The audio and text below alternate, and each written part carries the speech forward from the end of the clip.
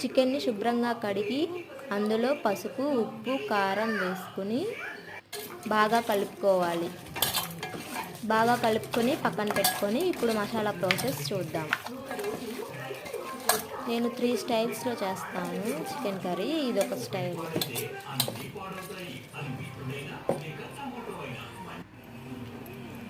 అల్లం, వెల్లుల్లి, ధనియాలు, ఎండు కొబ్బరి, దాల్చిన చెక్క, లవంగం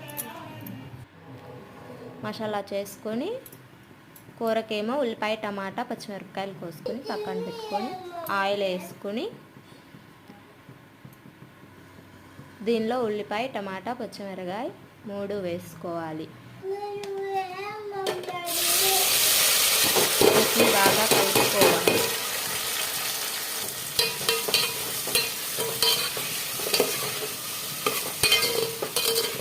ఇందాక ఉప్పు, పసుపు, కారం వేసుకున్న చికెన్లో మనం మిక్సీ వేసుకున్న మసాలా కూడా వేసి కలుపుకొని పక్కన పెట్టుకోవాలి. టమాటాలు మగ్గాయి చూడండి. కొంచెం ఇలా మగ్గాయి అన్న టైంలో ఆ చికెన్ని దీంట్లో వేసుకోవాలి. వేసుకుని హై ఫ్లేమ్ మీద ఒక 2 మినిట్స్ కలపాలి.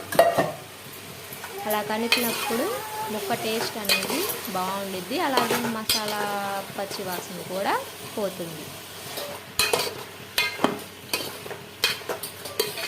ఇలా 2 మినిట్స్ కలుపుకున్నాక చికెన్ మసాలా వేసుకోవాలి. కొంచెం మగ్గినాక గరం మసాలా వేసుకొని దించేసుకుంటే చికెన్ కర్రీ